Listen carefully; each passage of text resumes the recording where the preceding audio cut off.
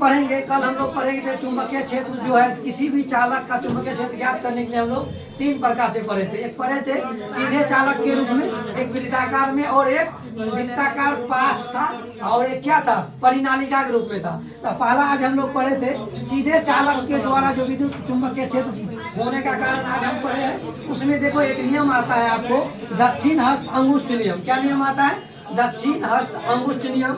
इस नियम के द्वारा देखो क्या होता है, कैसे हम लोग जो विद्युतीय क्षेत्र को ज्ञात करते हैं किस चालक में। तो याद रखिएगा आप लोग, ये जो नियम दिया गया है, यदि आप दाहिना हाथ जो है दाहिना हाथ में विद्युत धारा प्रवाहित, मान लो कोई भी विद्युत धारा चालक को हम पकड़े हुए हैं, विद्युत धारा वही चालक को इस प्रकार पकड़े हैं, मान लो विद्युत जिसमें धारा जो है क्या हो पकड़ा हुआ है। मान लीजिए हम कोई भी करंट में चालक है, मान लीजिए चालक में क्या किया धारा प्रवाहित किया गया है, उसमें करंट हम उसको ऐसे पकड़े हुए दाहिना हाथ से।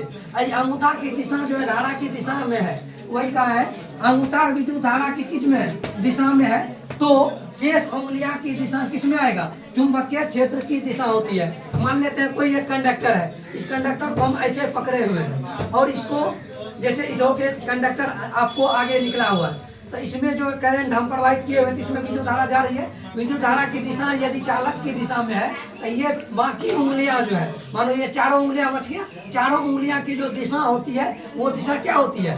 जो चुंबकीय क्षेत्र की दिशा होती है। आपको याद रखना है, जब सीधा कोई चालक है उसको यदि हम चालक की दिशा में पकड़ेंगे, अंगूठा को रखेंगे कहाँ जिस दिशा में धारा जा रही है, तो बाकी जो दिशा होती है, ये चारों किधर हो गया? ऐसे हो गया ना। तो ये जो दिशा है हम लोग का क्या होगा? चुंबकीय क्षेत्र का दिशा होगा। तो वही हम लोग याद करेंगे किस नियम से? दक्षिण हस्त अंगुष्ठ नियम से, जो किसके लिए होगा? सीधे चालक के लिए होगा। और याद रखिएगा एक बात और, जो इस नियम को मैक्सवेल का कॉर्क स्क्रू नियम कहते हैं। मैक्सवेल का क्या बोलते हैं? कॉर्क स्क्रू नियम। कॉर्क स्क्रू नियम होता है, आप लोग किसी पेच को देखे होंगे, मान लेते हैं कोई चीज जो आप लोग नॉट बल्टू को कसे होंगे पिलास से या पेचकस से, तो याद रखिएगा जैसे हम पेच दिए अब घुमाते हैं, मान लेते हैं पेच जो दिए हैं, मान लीजिए पेच ऐसे दिए तो वो हो गया आपको धारा की दिशा। समझ रहे बात को?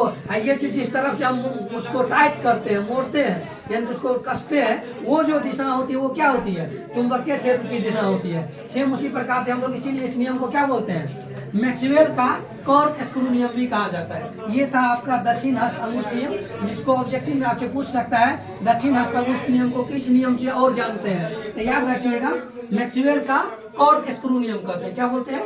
मैक्सवेल का कॉर्क स्क्रू नियम। Thank you so much for this watching.